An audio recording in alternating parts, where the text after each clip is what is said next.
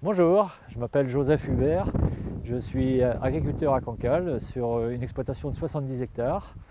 Je produis essentiellement des crucifères, donc des choux-fleurs, des brocolis à jet. Je fais aussi des carottes, des pommes de terre et des céréales pour la rotation. Je suis installé depuis 1984, j'avais 21 ans à cette époque et je me suis mis en bio en 1997. Les variétés sont globalement les mêmes qu'en conventionnel, si ce n'est que nous on choisit les variétés les plus résistantes. Bon, les conventionnels aussi, parce qu'ils n'ont aucun intérêt à traiter aussi, donc ils choisissent aussi les variétés les plus résistantes, d'où la recherche de l'OBS justement, où sans cesse ils essaient d'améliorer les résistances aux maladies. Et donc nous on en profite puisqu'on a les mêmes graines, on a les mêmes variétés, sauf que nous les nôtres ne sont pas traités du tout. Sinon c'est la même souche à la base. Les faux semis c'est indispensable puisque c'est notre désherbage. Si on ne fait pas de faux semis, forcément on aura des mauvaises herbes plus. Donc la technique du faux semis elle est très intéressante puisqu'on fait germer des mauvaises herbes et donc on les détruit et on recommence tant qu'on peut, 2-3 fois si on peut. Et donc c'est tout bénéfice puisque ensuite il y a moins de mauvaises herbes dans les cultures. Alors on partage beaucoup avec les conventionnels puisque eux sont intéressés par nos techniques, puisque c'est vrai que le non-labour, je pense qu'on est à l'origine, et au niveau des techniques de binage aussi, puisqu'il y a des outils qu'on a amenés sur la région, style les doigts cresse, la RC-tri, et puis aussi peut-être la technique aussi de l'observation, c'est-à-dire qu'on va attendre facilement 4-5 jours de plus avant de biner pour justement détruire le maximum de mauvaises herbes. On attend en fait qu'il y ait la levée maximum. Bonjour, je suis Xavier Seret, je suis producteur à Saint-Méloire-des-Ombres en culture légumière. Donc je produis du chou-fleur, du céleri, du poireau et de la pomme de terre. Je produis en agriculture conventionnelle et je suis responsable du groupe choux et autres choux à Terre de Saint-Malo.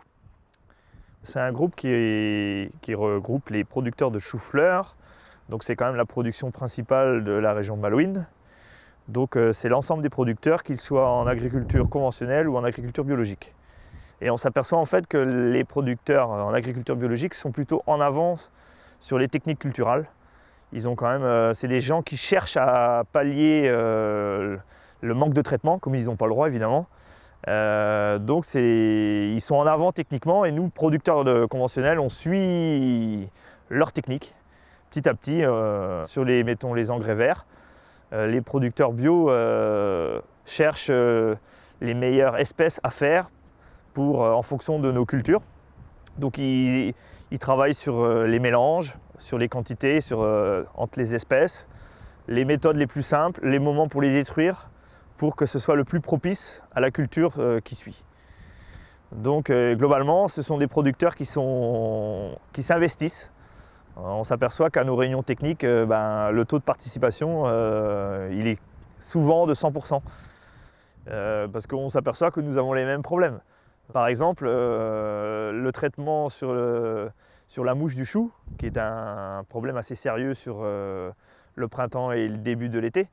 Le traitement que nous appliquons c'est un succès, c'est un produit homologué en agriculture biologique. Donc c'est-à-dire les producteurs conventionnels utilisent des produits bio. C'est pour le poireau l'élevage des plants.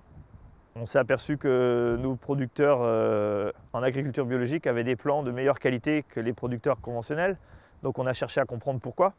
Donc une des techniques, ça a été la mise à plat des plaques d'élevage de plants dans le tunnel. Donc ça a remis en cause notre technique qui était de surélever les plaques. Donc ça, c'est nos producteurs bio qui ont cherché des techniques pour évoluer parce qu'on avait des problèmes et qu'on cherchait à évoluer tout simplement.